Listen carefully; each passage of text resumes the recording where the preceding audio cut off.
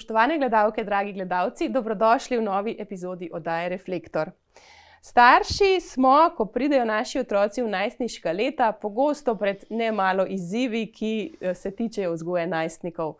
Zato imamo danes v studiu sijajnega gosta, terapevta, gospoda Janeza Logarja, ki ne samo, da ima poklicne izkušnje, ampak je tudi sam oče 5 že skoraj odraslih otrok. Tako da sem prepričana, da bo z nami delil marsikatero dobro misel in izkušnjo. Gospod Logar, hvala, da ste prišli v našo oddajo. Zanima me, če kar takoj skočiva v vodo v najstniško morje, kako je bilo pri vaših 5 otrocih? Je bilo zelo viharno, ko so bili najstniki? Kakšne imate v zvezi s tem spomine, morda kakšno anekdoto? Ja, teh anekdot je lahko zelo veliko, ja. Seveda, da je bilo viharno. Ker če ni viharno, pol nekaj narobe, ne. Predvsem se ta vihar dogaja v naših najstnikih. Moji najstniki ali pa najini najstniki so res zdaj že skoraj ven. Prvi sin je star 26, potem sta 2 punci 24 in pa 2 sin in hčerka pri dobrih 18 letih. Viharno je vedno, ko pridejo najstniki, a ne. Zato, ker se njim zelo veliko ta vihar dogaja, ne. Je pa seveda zelo, zelo odvisno, kako starši na to odreagiramo, kako smo pripravljeni na najstništvo. Zagotovo pa lahko rečemo, da najstniki nas zelo in strahotno ali pa skoraj obupno potrebujejo. Ko ste rekel, kako smo pripravljeni na najstništvo, smo lahko pripravljeni pri svojih otrocih na najstništvo? Ja, odvisno, koliko predelamo na sebi in pa na svojem zakonu, na odnosu. Seveda zelo dobrodošlo je, če tudi nekaj vemo od tega, da imamo znanje, kaj pomeni najstništvo, da je to eno zelo naporno obdobje za vsakega človeka, ne. Tako je čudno, gledamo naše najstnike, včasih jih obsojamo, se kregamo, mi smo pa kar pozabili na naše najstništvo. Ni prav veliko ljudi, ki bi rekli, še enkrat bi bil star od 13 do 20. Res je. Tudi jaz sem med njimi, ne bi. Običajno kar pozabimo, da tudi nam takrat ni bilo lahko, ne. Tako da bi poudaril na začetku, da je koristno se pripraviti na to najstništvo, ne, tudi za znanjem, kaj se dogaja z najstniki, kakšno je to obdobje v človeku. Ampak najbolj ključno pa je, da ima najstnik ob sebi enega zrelega, pa umirjenega, pa odločnega starša, ne. Zagotovo to najstništvo je res eno burno obdobje. Včasih so rekli, ja, hormoni, a ne. Danes vemo, da je to precej več kot pa samo hormoni, a ne. Danes nevroznanost ve, da to je drugo obdobje pospešene rasti možganov, spremembe v možganih, to je danes dokazano, a ne. In ta tvorba novih možganov ali pa novih povezav v možganih je za vsakega človeka naporno. Zelo šokantno, ne. Dogaja se veliko novih stvari, prihaja do novih povezav, predvsem pa najstnik vstopa v popolnoma neznano obdobje, a ne. In še sam točno ne ve, ne, kako in kaj. Ja, on zagotovo ne ve, a ne. Zato pa ima starše, ki bi morali več vedeti in da bi morali do njega pristopati na drugačen način, kot so mogoče naši starši do nas, ker pred 50-60 leti, a ne, tega znanja ni bilo na trgu, danes ga je pa veliko, a ne. In smo mi kot starši dolžni poskrbeti najprej za sebe. Res da za znanjem, a ne, ampak predvsem moramo zase poskrbeti, da mi sami sebe umirimo, ker to naš najstnik potrebuje. On se ne zmore umiriti, a ne. On samo nori, ker je vse novo, vse je drugače, a ne. Se bova k temu še vrnila, super iztočnice. Mi smo za to oddajo pravzaprav prosili 2 najstnici, dijakinji, 15 in 16-letno Zalo in Nežo iz Koroške. In smo jima zastavili nekaj vprašanj, ki jih bova tekom oddaje pogledala, te posnetke, pa se bova potem lahko midva na to malo vrnila oziroma se na to tudi osredotočila. Prvo vprašanje, ki smo jim ga zastavili, je bilo, kaj najstnike skrbi, ker osebno kot tudi mami zdaj že 2 najstnikov, najmlajša še ni čisto tam, ampak se že nakazuje tudi ta prehod. Vidim, da imajo najstniki ogromno enih skrbi, pa da vidimo, kaj sta naši najstnici povedali. Jaz bi rekla, da z prihodnostjo, ker se mi zdi, da se pričakuje zdaj v naših letih, da se bomo počasi odločili, kaj bi radi delali v življenju. In recimo jaz še ne vem točno, kdo sem, kaj bi rada delala, ampak se moraš hitro odločiti, kam boš šel naprej v srednjo šolo, kam boš šel naprej na faks, kaj bi rad delal, pač celo svoje življenje. In se mi zdi, da je kar veliko pritiska, da se že zdaj odločiš za to. Mogoče tudi za šolo pa ocene, da to zna biti kar stresno, pa pričakovanja od ostalih, da boš izpolnil to. Pa odnosi z drugimi, kaj si drugi mislijo o meni? Ne vem, včasih tako, da razmišljaš o tem, kaj si drugi mislijo, ampak v resnici to sploh ni res. Ne vem, da si mislijo, da jim greš na živce ali kaj takega. Pa izgled, naprimer, če se tako slabo počutiš v enih oblekah, pol misliš, da tudi drugi mislijo, kako si čudno oblečen. Ja, to. Takole, vidimo, da imajo ogromno skrbi najstniki, od bolj takih površinskih do tudi zelo globokih, prihodnost, izbira poklica, pričakovanja naš odraslih do njih. Me zanima, kako ocenjujete, a je današnji čas kar zahteven do najstnikov? Je veliko izzivov, s katerimi se morajo soočati? To je bil vedno izziv za najstnike, ne? Mogoče danes še več izzivov, ker imajo toliko možnosti na razpolago. Tukaj bi povedal, moja hčerka je maturantka in pri psihologiji ima seminarsko nalogo na temo problemi in izzivi najstnikov. Zanimivo, ja. In to, kar sta punci povedala, je točno enako prišlo ven iz raziskave, ne? Ja.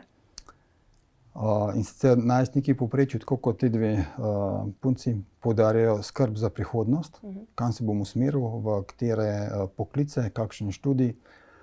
Potem, ko so enkrat v srednji šoli ali pa tudi že v zadnjih letih osnovne šole, ne, jih strahotno skrbi šola. Zelo so obremenjeni z ocenami. Potem zelo tipično je, da se predvsem punce obremenjujejo z izgledom, ali sem lepa ali nisem, ali sem všečna, ali bom dobra ali ne bom dobra, ne. Tako da tem najstnikom res ni lepo, ne, ali pa ni jim lahko. Res jim ni lahko. Dodatno včasih zakompliciramo situacijo še starši s svojimi pričakovanji. Ali pa s pretirano strogostjo, ali pa z pretirano usmeritvijo v šolski uspeh, pa v športu, ne. Skratka, mi nekaj pričakujemo od njih, kar mogoče oni niso, ne da niso sposobni, ampak to ni njihova pot. Zelo pogosto se pokaže, da starši projiciramo naše neizživete želje na najstnike, ne. In potem je najstnik še dodatno zbegan. Kaj razpet med to, kar čuti, da bi mi želeli, pa kar pravzaprav kamor njega vleče. Ja. On bi rad bil recimo napol umetnik, ali pa bi bil umetnik, ne. Mi imamo pa neizživeto željo po recimo, da bi bil zdravnik, ne. Ja. Ker recimo, da doma ni bilo teh možnosti in podzavestno otroka usmerjamo, pojdi do zdravnika, vpiši na medicinsko fakulteto, manjka zdravnikov, to je ugleden poklic, ne. In otrok je dejansko razdvojen. On bi rad šel svojo pot, starši ga pa usmerjamo v drugo pot, ne. In to se včasih tudi pokaže na terapijah, da ko starši to ozavestijo, ne, da to pravzaprav nehote ali podzavestno delajo, ne, takrat otroku zelo odleže, ne. A me bosta zdaj pustila, da bom jaz lahko uresničevala sebe, ne. In zaradi naših izkušenj starši rečemo, ja, kako boš pa to živel? Kje boš pa preživel od tega? Kako boš to zaslužil, ne? Dejstvo je samo to, da danes se svet tako strahotno spreminja, ne? In kakšni bodo poklici čez 10 let, mi niti ne vemo, ne? Noben ne ve. Tako kot ne vemo, pred 20 leti nismo vedeli, da bo danes toliko nekih poklicov, od katerih se da živeti, ne? Tako da danes so najstniki zagotovo imajo prednost, da lahko izbirajo med večjimi potmi. Oni lahko bolj sledijo sami sebi, ne. Po drugi strani so pa točno zaradi tega bolj zbegani. Ker pred 50 leti nazaj, ne, so rekli, ti si takole, ti boš šel na recimo ekonomsko šolo, ekonomsko fakulteto, ti boš ekonomist, pa verjetno boš trgovec, tako kot je bil moj oče, ne. Približno taka je tudi moja zgodba, ne. Jaz sem pri 47 zamenjal poklic, pa sem se vpisal na mojo drugo fakulteto, ne. Tako da razumem te najstnike, včasih bi radi nekaj delali, starši pa hočejo drugo, ne. In jaz mislim, da, to sem prepričan, naša naloga je, ena izmed glavnih nalog je, da otrokom omogočimo, da grejo svojo pot. Čeprav je to drugačna kot naša.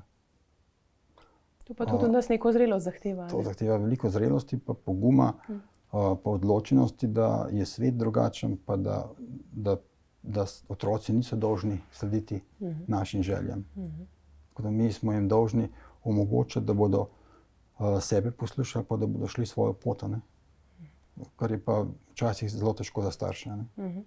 Sploh tam, kjer so odzadaj recimo kmetije ali pa družinska podjetja, ne?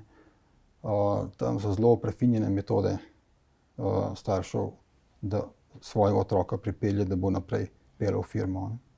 Ja, to sem hotela prej reči, recimo, sploh ste rekli 50 let nazaj, verjetno na podeželju, če je bila kmetija, ne, če je bilo to upeljano, se je potem pričakovalo od, ne vem, da govorim na pamet, ne vem, prvorojenec bo to prevzel, drugi bo to, ne vem, če je bilo veliko otrok, ne vem, en fant je šel, ne vem, morda za duhovnika, od punce je pričakovalo nekaj drugega, se pravi, so bile te vloge, se mi zdi, že kar mogoče včasih vnaprej razdeljene. Dan današnji ste rekli, je pa izbire toliko, ne, da to ni več nujno tako. Ja, sem te vloge vnaprej razdeljene vloge so delali starši, ne? In pa tradicije. Otrok pa hoče, da on živi svoje življenje. Ne? In če mi otroka zatremo, se to lahko pokaže čez mogoče 5-10 let, reče otrok, ne, tega se jaz ne grem več. Ne? Vprosto, ampak me ne zanima tvoje podjetje, to je tvoj projekt, jaz bom svojega izoblikoval, a mi to lahko dovoliš. In nažalost se potem včasih poti razidejo. Ne? Mi lahko razumemo starša, da je investiral vse svoje življenje v podjetje, v neko kmetijo, potem pa otrok reče, ne, jaz hočem biti glasbenik. Kako boš pa živel? Ne vem, kako bom živel, ampak jaz hočem biti glasbenik, jaz hočem slediti samemu sebi. Danes je na trgu toliko znanja, tudi po šolah se učijo odnosi, psihologija, zakonitosti, osebni razvoj, duhovni razvoj. Ne? In ljudje smo vendarle bolj v stiku s sabo, bolj vemo, kaj hočemo imeti. Ne? Kar je dobro, ne? Kar je dobro, ja. Ni lahko, je pa dobro. Ja. Tako. Greva na naslednji posnetek. Mi smo Zalo in Nežo vprašali, kakšni bi bili idealni starši z vidika najstnikov, kaj si pravzaprav najstniki od staršev želijo, pa da vidimo, kaj sta povedali.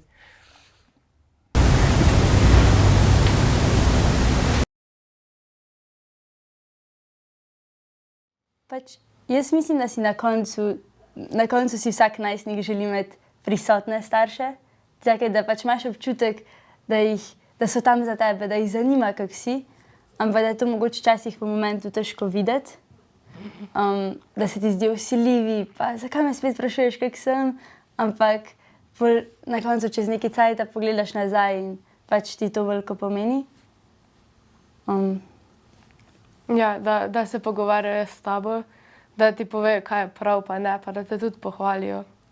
Ja, po mojem je to ful težko, da starš ve, kdaj je pravi čas. Zato, ker tudi, na primer, za mene, enkrat sem slabo počutila, pa bom hotela, da me noben nič ne vpraša. Enkrat sem slabo počutila, pa bom hotela vse povedati. In ja.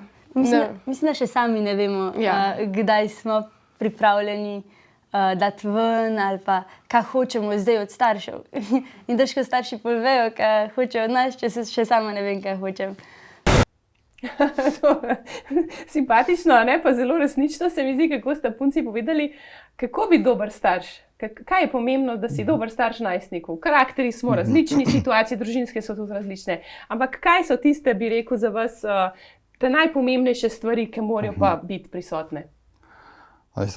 Obplavijo vseh teorij in svetovalcev in terapevtov in podobno, ne, moramo mi predvsem poenostaviti. Če hočemo biti dober starš, mi moramo njim nameniti čas, pa rad jih moramo imeti. To je vse. Moraš biti z njimi, se z njim pogovarjati, jih občasno vprašati, kako je v šoli, kako je bilo v družbi. Oni hočejo, da se mi za njih zanimamo, da smo z njimi. Tudi če so včasih zadržani v odgovoru, ko pridejo v šolo, kako je bilo v redu, pa gre v sobo, ne? Ja. Pa reč za njim, pa vprašaš ti, kaj pa je bilo v redu. Vidim, da nisi najboljši. Če je preveč, vidim, da si slabe volje, pridem nazaj čez eno urco, ne skrb, ne bom na tebe pozabil.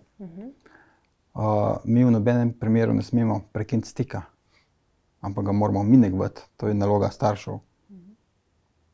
vedno mora starš priti do otroka, ga vprašati, kako si, kje si bil, kam greš, s kom si bil, a ti je v redu, a me kaj potrebuješ. Starši se običajno zaciklamo, saj ti dam hišo, streho nad glavo, ti dam topel dom, ti dam knjige, ti bom omogočila kakšno potovanje. V resnici nas najstniki čakajo čisto nekje drugje. Oni od nas hočejo stik. Oni hočejo, da jih mi začutimo v njihovih problemih, takrat, ko jim je težko. Tako kot je odraslim težko, tako je tudi na zelo podoben način od najstnikom težko.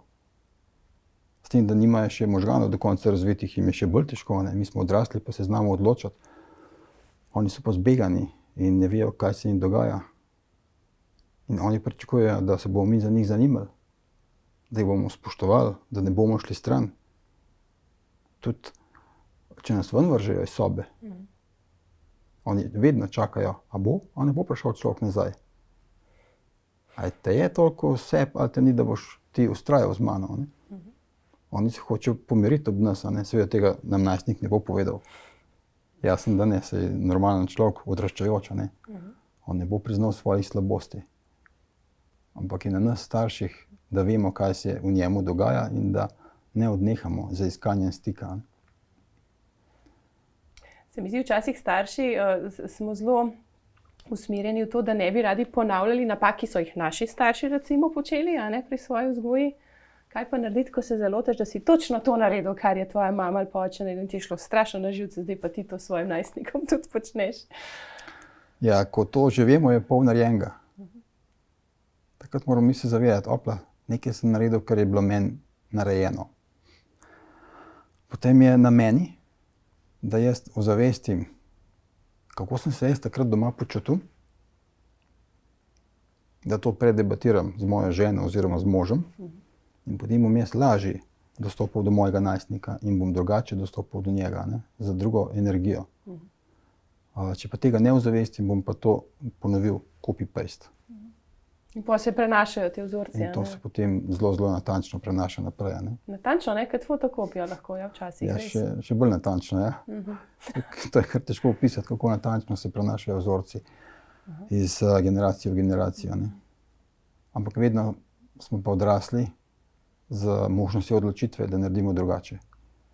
Pa bi rekli, da moramo biti našim otrokom, najstnikom prijatelji, avtoriteta, nekaj vmes, kaj v bistvu je pravilen pristop? Ja, pravilen stop je, da smo z njimi, da ne gremo stran. Prav prijateljskih odnosov ne moramo imeti, ker bo otrok ob tem dodatno zbegan. Kako zdaj a si ti moj prijatelj ali si moj starš? On ima prijatelje za drugačno druženje. Od starševa pričakuje neko zrelo avtoriteto, neko spoštovanje, neko stabilnost, predvsem od očeta. V najstništvu mora predvsem oče stopiti malo naprej, mama pa mečka nazaj. To je mogoče malo drugače kot v prvih 3, 4, 5 letih, ko ima mama mečka večjo vlogo. Itak jo ima, ker ona ga nosila pod srcem. V puberteti mora pa oče stopiti naprej in predvsem postaviti meje otrokoma. In če se otroci upirajo ob postavljanju meja, je to nekaj najbolj normalnega, najbolj običajnega. Pomembno je samo, da starš ne odneha, predvsem oče. Pa naletimo na kakšno pripombo, koliko ste bedni, koliko ja, nekaj. Seveda, to je normalno, bedni, pa da vsi pustijo, samo ti mene ne pustiš. Tako, ja. Ja, bomo pa rekli, jaz te pa ne bom pustil, zato ker te imam rad in mi je mar, kje hodiš, s kom si. Tako, ja. In pri nas doma je bilo pravilo do 18. leta. Hočem vedeti, kje si, s kom si in kdaj prideš. To je bilo obvezno. Tudi verjamem, da sem jih kdaj okrog prinesel. Ampak mogoče še bolj pomembno to, da otrok ve, da jaz to hočem vedeti, da se jaz za njega zanimam, ker jaz, ko njemu meje postavljam, meni je mar za njega. Otrok, najstnik hoče vedeti, da je nekomu mar za njega. In s tem, ko se za njega zanimamo, ko mu postavljamo meje, on točno ve, da je sicer ta stari je zoprn, ampak mu pa je mar za mene, drugače ne bi to ksita. Super. Smo vprašali najstnici, kako oni gledajo na prijatelje in na starše, a ne, kakšna je za njih razlika v teh dveh odnosih. Bomo pogledala, kaj sta punci povedali.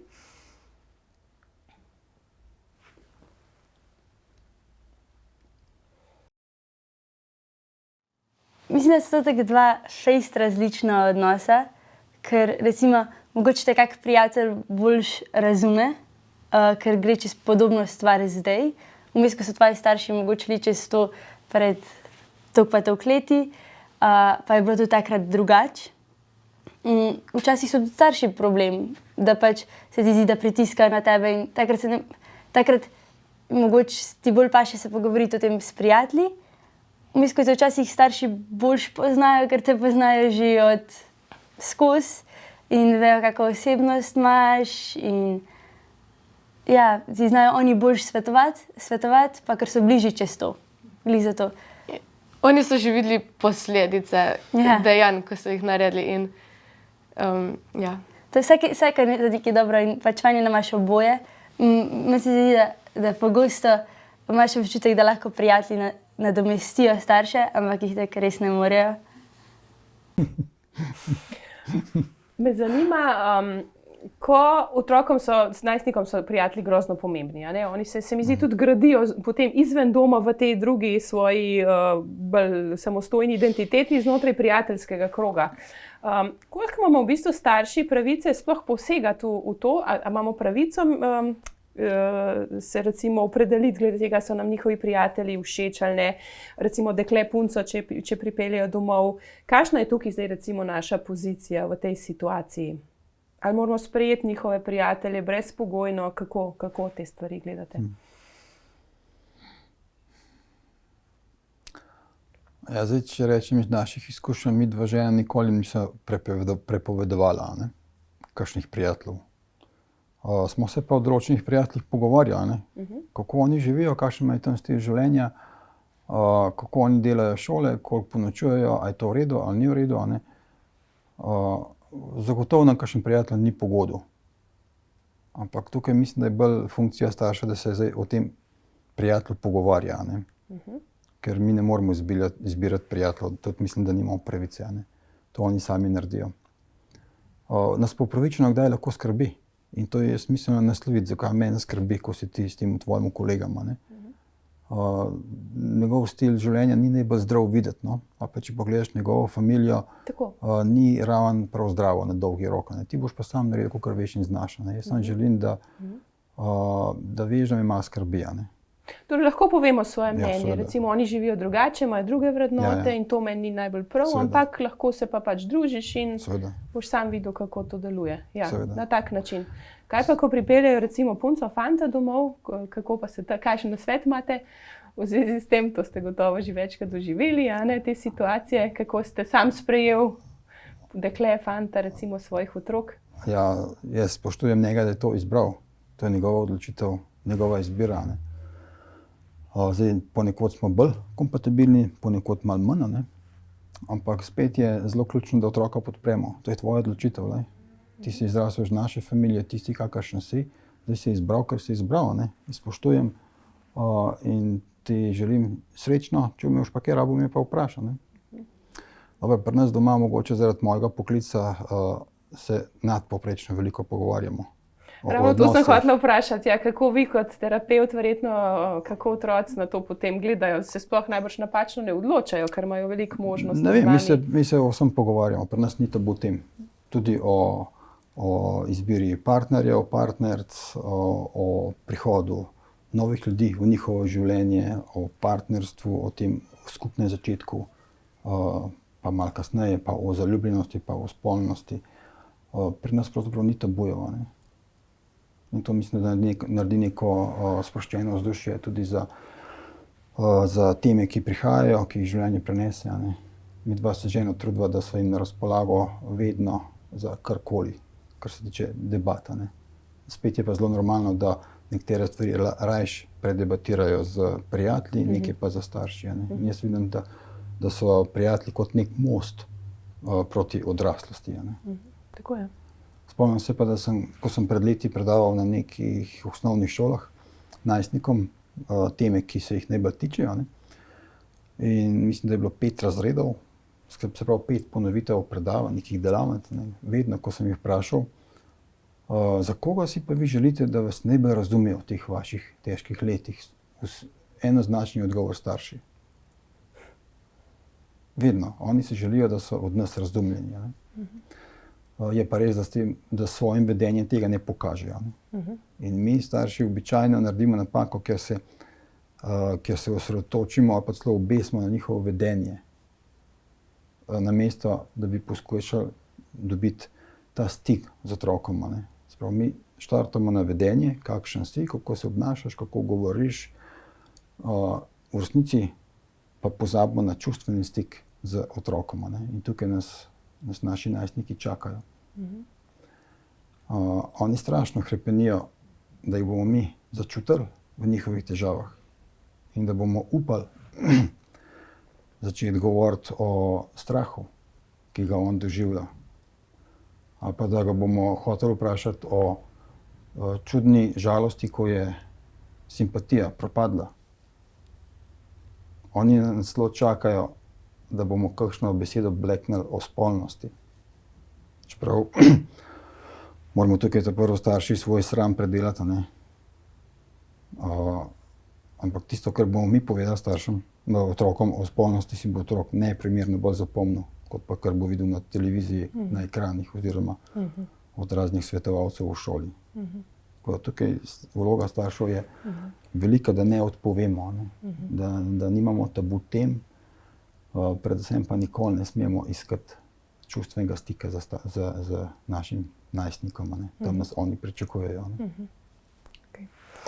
Smo vprašali najstnici, s čim jih starši najbolj razjezimo. Zanimivo, ker ste tudi sami napeljali v to smer. Bova videla, kaj so rekle.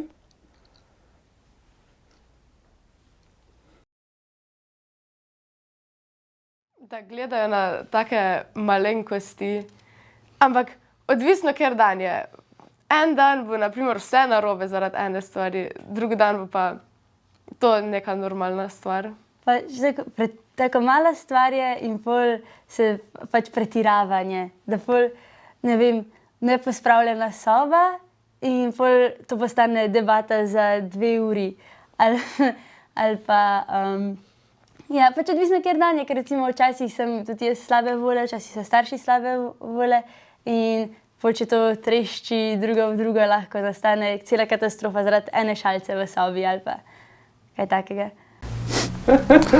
Ja, ni problem, če je ena šalica. To sem hotela reči. Zaradi ene šalice se ne bi noben razburil. Če jih je pa 5, pa da se na ta prvi že plesen nabira, pa je problem to. Ne? Točno tako. Zanimivo, da ste punci izpostavili, da gre za malenkosti, ki jih pa mi tako napihnemo, da je z tega problem za 2 uri. Torej različno dojemanje neke teme, ki mogoče na videz res obrobna, torej koliko je soba pospravljena, razmetana, ampak nam nekaj drugega to pove ali pa signalizira. Za njih je pa pač to preprosto, to, da se jim v tistem trenutku ni da pospraviti. Ja, za njih je pa njihova soba odraz njihovega kaosa v glavi. Ja. Rabijo imeti razmetano sobo in moramo to pustiti? Ja, mislim, da ne. Ne. Da je treba usmerjati, da približno je treba imeti sobo pospravljeno, zdaj koliko smo uspešni, druga stvar. Tukaj nisva prav uspešna žena, no. Ampak saj pogovarjamo se počasno, rečemo, zdaj pa tole bi bilo fino malo pospraviti, ne? Da niso cune levo, desno, niti ne veš, ali hodiš po tleh, po stropu. Ne? Ampak tisto, kar se mi zdi bolj pomenljivo, no, sta izpostavili tole jezo. Ne? Enkrat so starši jezni, enkrat so najstniki jezni. Ne? Oni so itak jezni, pa sploh ne vejo, zakaj so jezni. Ne? In najslabše je, če mi se priklopimo na njihovo jezo. Ne? On je jezen, ne ve, zakaj je jezen. Ne? In rab, da je starš ob njemu s to jezo. Ne? Da mi pa ne zdržimo njihove jeze, pa se začnemo nazaj jeziti. Ne? In takrat bo otrok rekel, lega slabiča, ene moje jeze ne moreš zdržati. Ne? Se spomnim enega dogodka doma, ko me je nekaj sin provociral, pa sem recimo zdržal 10 minut, pa sem pa povzdignil glas, da zdaj pa res dosta, ne? In pa rekel, pa sem te. Oni nas testirajo, kako bomo mi zdržali, ne? S to jezo. Ne? in je včasih res težko, vendar mi smo odrasli, oni so otroci. Imate kakšen recept, kako recimo naletiš na jeznega najstnika, kako v tisti situaciji, kako se notranje naravnati na to, da bi skulirano spelo zadevo? Ja, zato bi rabili celo uro, da bi terapevtsko razložil. Verjamem, ja. Ampak zelo preprosto. Mi moramo prevzeti odgovornost za našo jezo in pa za besede, ki jih bleknemo. To je moja jeza, ki jo najstnik spodbudi. In se moram najprej jaz soočati z svojo jezo. Ko bom jaz svojo jezo uredil, bom lahko mirno ob njegovi jezi. Ta jeza, ki je pa v meni, ima pa mojo zgodovino, pa verjetno nekaj v povezavi z mojim najstništvom. Ni pa naš otrok kriv za njo, oziroma je samo nek sprožilec verjetno, ki je... Otrok pa absolutno ni kriv za mojo jezo. To je moja jeza, ki jo moram jaz urediti. In je v dobro mojega dostojanstva, da jaz ne govorim iz jeze, ampak da ta prvo jezo uredim, potem pa pazim, kaj bom rekel. Kaj pa situacije, kjer res tisočkrat ponovimo iste stvari, recimo glede sobe, glede zamujanja, neke take stvari, od katerih pričakujemo, da bi se jih spoštovalo, ker so to recimo del družinskih pravil, pa jih vendarle najstnik ne. Pa ne iz zlobe, ampak morda v zmedenosti, v tej svoji najstniški raztresenosti. Kako pa v teh situacijah postopamo? Ne smemo odnehati. Predvsem zaradi zamujanja ne smemo odnehati. Taki red. Približno takole je treba biti doma, kot smo rekli. Tudi občasna osoba mora biti pospravljena. Včasih mora tudi priti malo pogojevanje. Tole bomo naredili, tja bomo šli, tole boš dobil. Ampak ta prvo sobo posprav, kolega. Si potem je narejeno v 20 minutah vse. Ja, res je. Ampak v hiši so neka pravila, nek red. Jasno pa, da strogo, avtoritarno, tako po mejah to ne gre. Včasih se treba prilagoditi, pa treba najstnika poslušati. Predvsem ga moramo veliko poslušati, ampak so pa določene stvari, od katerih ne smemo odstopati. Soba ni ravno najbolj življenjsko pomembna. Koristno je, če je občasno pospravljena, da pa recimo življenjsko pomembno pa je, da ne boš pri 15 letih šel na zabavo, kjer staršev ni doma. O tem se pač ne pogajamo. Zakaj ne? Zato, ker je to tvoje dobro. V teh omejitvah bova tudi še mečkaj kasneje pri zadnjem vprašanju še nekaj rekla. Hotela sem vprašati, recimo, kaj narediti, torej, to oddajo bodo gledali tudi starši mlajših otrok, taki, ki še niso otroci najstniki. In recimo, ko so otroci mlajši, imamo nekako v družini nek utečen ritem, otroci so navajeni tudi lepo ubogati, se držijo nekih pravil, skratka imamo lepe odnose in najstništvo te stvari malo razburka, postavi malo na glavo. Se mi zdi, da je to v prvi inštanci šok za nas, pa v bistvu, da ugotovimo, tako je zdaj novi red, tako zdaj po novem je, da to sprejmemo in da nekako, kaj povem, jaz včasih se zelo tam kar malo žalujem, kako je bilo fajn, ko so bili še majhni, pa se je dali te stvari hitreje ali pa drugače ali pa tako naprej, ampak vendarle stvari grejo svojo pot. Ja, dejstvo je, da najstništvo prinese novo razburkano situacijo v družino, ne samo za najstnike, tudi za starše. In koristno se je malenkostno naprej pripraviti na to. Zdaj je takole, zdaj se imamo lepo, pa fino, pa upoštevajo oba starša. Ko počasi prihaja najstništvo, je zagotovo konec tega obdobja. Ampak, če smo mi prej ustvarjali prijetno družinsko vzdušje, pa dober stik z otrokom, bo to najstništvo mnogo manj izrazito. Po mojih izkušnjah je pa daleč najbolj pomemben, da sta starša v najstništvu približno okej. Da oni dva vesta, prihaja naporno obdobje, zdaj bova tole zdržala, zdaj bova midva tukaj enotna. Tisto, kar bo ati rekel, bo držal, mami bo rekla ja. In da otroci čutijo, da je to neprebojna stena, kjer ne bodo mogli priti skozi, to za njih že en velik znak, da sta starša dva stabilna človeka. Dejstvo pa je, da je to naporno obdobje. To je razvojno naporno obdobje za najstnika in ta njihova turbulenca povzroči tudi drugačno vzdušje v družini, koliko pa to vzdušje se res spremeni, pa ne več odvisno od staršev. Verjamem, da se k vam zatekajo tudi zakonski pari, ki so morda se znašli v stiski, tudi njihov zakon morda zaradi te situacije najstnikov v družini, pridejo taki k vam in kaj jim v takih primerih svetujete? Ja, tudi pridejo starši z najstnikom oziroma problemi zaradi najstništva v družini, če ga lahko pripeljemo. Lahko, seveda lahko rečem, pridite enkrat skupaj, enkrat mogoče maksimalno dvakrat se dobimo skupaj, a ne. Potem pa v 90% rečem staršem, da bi bilo boljše, če pridete onadva na terapijo, ker otrok odigrava vajino dinamiko, a ne. Sicer lahko vozite najstnika na terapijo k meni ali pa kam drugam, vendar vam iskreno povem, da je škoda časa in pa škoda denarja. Veliko boljše je, da prideta vidva na terapijo, da bosta vidva uredila vajin odnos, kjer se bo otrok avtomatsko uredil, pomiril, ker on vedno, ali pa otroci vedno odigravajo družinsko vzdušje, ne. To sicer starši težko slišimo, ker vidimo, da je problem otroka, ne, in potem ga vozijo od Poncija do Pilata. Včasih zelo težko slišijo, ko jim povem, da pravzaprav otrok sploh ni problema, ne. Saj tudi vidva nista problem, samo imata možnost vidva ta problem rešiti, a ne. Mogoče tukaj za poudariti, da starši imamo res neizmerno moč pri naših najstnikih, a ne. In pri mlajših, in pri starejših.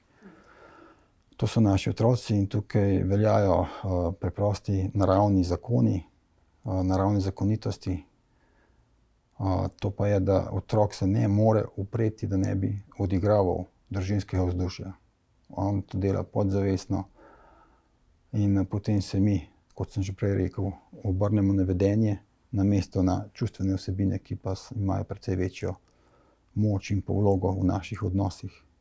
Tako da, če mi hočemo sami sebi dobro in pa našim najstnikom, moramo starši urediti Sebe in odnos. in pa svoj zakonski odnos oziroma partnerski odnos. Ja. In je to kar dobra naložba verjetno, ali pa skoraj najboljša. To je najboljša naložba in otroci nam bodo vedno hvaležni.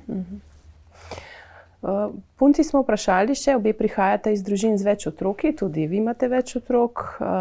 Kako gledajo na odnose staršev med sorojenci, a ne? Vemo, da v večjih družinah je ta izziv, kako se vsem otrokom posvetiti. Tako da poglejmo, kaj sta rekli Neža in Zala, pa bova potem še na to kaj pokomentirala. Ja, da vse otroke tako isto obravnavajo. Ne vem, v enih družinah meni se zdi, da ko je več otrok, eni otroci ful iščejo pozornost, ker je, ne vem, v družini ne dobijo, ali pa se jim zdi, da je ne dobijo.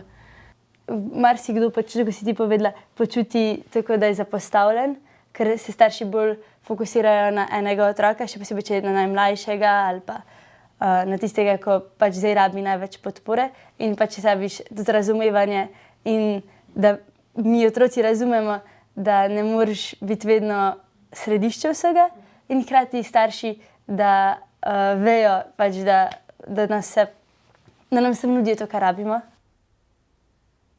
Torej, po eni strani se mi zdi, starši želimo nekako vse otroke enako obravnavati, po drugi sta pa punci povedali, težko, ker so otroci tudi zelo različni, a ne? In oni to tudi med sabo začutijo, kdaj smo se bolj enemu posvečali, kdaj bolj drugemu. Kako v bistvu zagotoviti to, da smo pravični, tudi če imamo več otrok? Ja, to je poseben izziv za starše, ker velikokrat naredimo nehote neke razlike. Niti sami ne vemo, da to delamo, ne? In zdaj, če je dobra klima v družini, v družini, potem to upajo otroci povedati. Glej, zdaj, zadnji čas pa vidim, da se kar več posvečaš mojemu bratu. Zakaj? Kje sem pa jaz, a ne? Ampak nažalost je tega zelo malokrat, a ne? A pa to so lahko zelo prefinjene oblike zapostavljanja nekoga, običajno nehote. Nažalost to potem otroci odnesejo celo življenje s sabo, a ne? Tako da to je tema, ki je pa res ekstra zahteva pozornost staršev, a ne? Ali sem do vseh enaka, ne?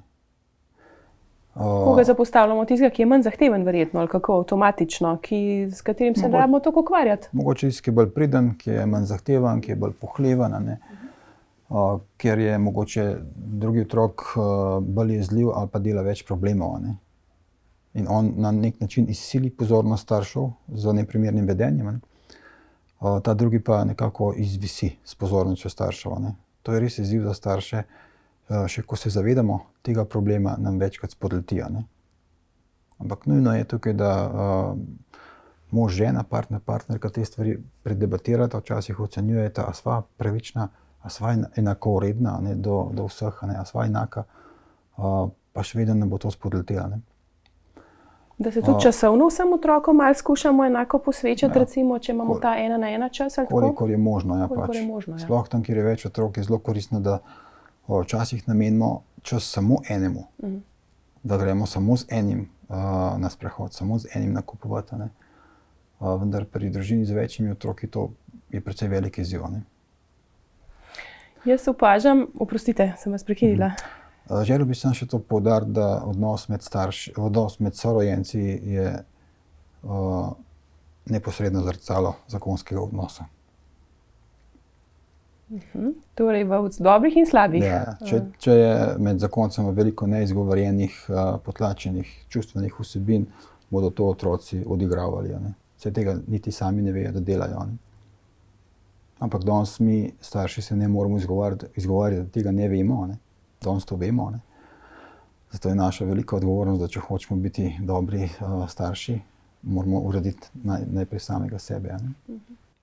To sem hotela reči, da se mi zdi v takih družinah, ki imamo več otrok, da imaš včasih občutek, saj se otroci med sabo povezujejo, zamotijo, ukvarjajo en z drugim, ampak oni vendar rabijo tudi nas starše, ne glede na to, da imajo družbo, to medsebojno, sovrstnikov v lastni družini, ne. Se mi zdi, no, pri družinah z več otroki, da je včasih tako, da se starša potem kar malo umakneta, češ saj otroci imajo družbo, hudega jim ni, oni se imajo med sabo fajn, ampak tudi očeta in mamo rabijo, ne samo bratov in sester, ne. Oni vedno rabijo našo prisotnost, ne. Je pa tudi res, da mi včasih rabimo malo odklopa, sploh od velike družine, ne. Tudi tukaj smo dolžni starši zase poskrbeti, da se malo včasih umaknemo, ne. Vsi najstniki so potem zelo veseli, da se malo umaknemo, ne. Ja, oni nimajo več nič proti, če so kdaj malo sami doma. Veste, kaj me še zanima? Katere vrednote so tiste, pri katerih recimo se vam zdi, da lahko najstnikom prepuščamo lastne odločitve, da na lastno presojo nekaj naredijo? Katere so pa tiste, pri katerih moramo vztrajati, da jih recimo tudi od nas prevzamejo? Če govorimo o nekih takih temeljnih vrednotah, a je prav, da vztrajamo recimo, da od nas prevzamejo vero, potem neka načela glede družine, glede dela, etike dela in tako naprej. Ker včasih se otroci tudi pri teh stvareh uprejo. Ja, seveda se. Zato so normalni najstniki, ne. Oni se morajo upirati. Zdaj te vrednote, ki jih mi živimo, ne, ali pa ki bi jih želeli predati našim otrokom, najboljša garancija, da mi predamo vrednote naprej, je to, da jih mi zares živimo. To deluje. Tudi če kdaj kakšen odklon, ampak če smo mi doma spoštljivi drugega, otrok ne more biti nespoštljiv. Če gremo mi z dušo in srcem k maši, potem bo otrok videl, da je to nekaj finega, da se tam lahko človek preda duhovnosti, da se lahko umiri, da je tam veliko pozitivnega, bo to otrok avtomatsko ponotranjil, tudi če se v najstništvu pride do kakšnega odmika, ne. Tako da, če hočemo vrednote dati naprej, jih moramo mi živeti, ne. Naj bo to religija, naj bo to poštenost, spoštovanje, dobrota, odnos do šibkejših. Zvestoba, ja. To otroci vse pokopirajo, ne. Tudi če mi nekaj govorimo, pa drugače delamo, mislim, če mi nekaj govorimo, v resnici imamo pa drugačne vrednote, bo otrok začutil, kakšne so naše prave vrednote, ne. Še zadnji posnetek si bova pogledala. Vprašali smo naši najstnici, kako je glede prepovedi, zapovedi in tega, glede česa jim lahko prepuščamo lastne odločitve. Bova še ta posnetek pogledala.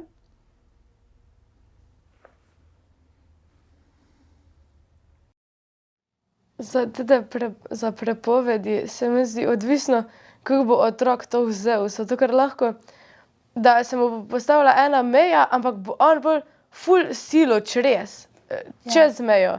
Pri drugem otroku bo pa videl, aha, starši mi hočejo dobro in bo pol se mu prišlo v zavest, da ne sme, ne vem, nečesa delati. Pri mejah je lahko pogosto tako, da bolj ko so strogi starši, tako ne smeš ničesar, da bo otrok, pač da bo najstnik, da boš hotel iti čist drugo smer. Da boš hotel iti čez čisto vse meje in to.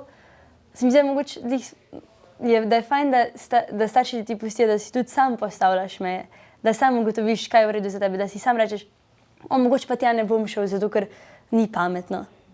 Da pač glih to, da starši vejo, da mogoče mi nismo neumni in znamo biti odgovorni in odvisno od posameznika, ampak da veš, kaj je dobro za tebe in kaj ni in da ti pustijo, da se včasih tudi sam odločiš, da sam vidiš. Tanka meja, da ti pustijo, da si sam, da se sam odločaš in tem, da vejo, da imaš ti občutek, da imaš nekoga za sabo, z nekom, ko se lahko pogovarjaš, ko mu lahko zaupaš in potem spet odvisno od posameznika. Eni se hitro odprejo, se radi pogovarjajo, drugi se bojo zaprli in se bojo počutili, da so čisto sami.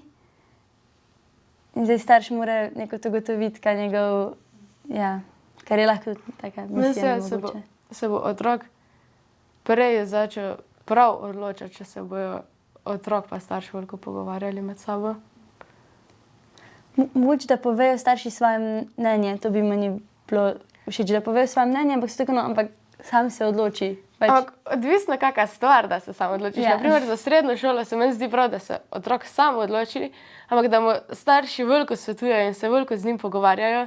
Ne vem, kakšna druga stvar pa se ne moreš, za ene stvari se ne moreš otroci sami odločiti. Tudi odvisno od starosti, osebnosti, je si pa isti impulziven, da bi se odločil za kakšno stvar narobe, hitro. Starši to najbrž vejo, ko so že od začetka z otrokom. Ste spostavili veliko pogovarjanja, večkrat, tekom naših vprašanj. Kako ste sami rekli, da se treba veliko pogovarjati? Osnova je pogovor. Osnova je pogovor in seveda se v malenkostih se lahko najstniki sami odločajo. Ampak ne morajo se pa, niti se ne znajo odločati pravilno, če se gre za življenje in zdravje. Tam mora starš svojo odločitev potegniti. Prav je, da se pogovarjamo o mejah, prav je, da se pogovarjamo o nekih odločitvah. To tudi otroku da neko pomembnost. Lahko tudi malo korigiramo kakšne meje, ampak o določenih stvarih se pač ne more samo odločiti. Ker se ne bo racionalno odločil, ker to je lahko njemu v škodo. Je naša dolžnost, da v bistvu neke meje tudi postavljamo, verjetno. Zanima me recimo v primeru, da je prišlo do nekega prestopništva ali pa da imamo neko slabo izkušnjo z najstnikom, kako potem spet to zaupanje vzpostaviti? Recimo, ne vem, primer, je prišla najstnica ali pa najstnik domov pijan z zabave ali kaj takega in smo to ugotovili. Kako potem spet to zaupanje vzpostaviti, kako zdaj ravno naprej v taki situaciji? Ja, to se verjetno skoraj vsakemu staršu zgodi, ne? Zato sem dala tak primer, ker se bomo številni prepoznali. Izhodi, nepravilni ali pa še bolj nepravilni prihodi domov, nas normalno da skrbijo, ker lahko se res kaj hudega zgodi. Jaz sem mojim otrokom rekel, ko so šli na razne zabave, veselice, seveda smo se domenili za uro pa za prihod. V 99% se nič ne zgodi. Sem pa tja se pa nekaj naredi katastrofalnega. Sem pa tja kakšen umre, ali pa pristane na vozičku. Jaz sem enkrat nekaj se je zgodilo hudega v našem kraju. In ko je bila spet debata, da grejo na veselico, sem rekel, ok, greste lahko, s temi našimi dogovori, ampak prej bomo šli pa na center Soča v Ljubljano. Da so oni videli, kaj se konča, če se usedeš v avto, ki ga upravlja pijan voznik. Da vidijo od blizu ljudi na vozičku za vse življenje. Pri nas je zelo veliko, ali pa smo se pogovarjali tudi o teh stranpoteh. Ali pa se jim kdaj kaj pokazal, tako se lahko naredi. Upam, da se ne bo. Zato sem siten, zato sem zoprn. In jaz vem, da sem bil siten oče.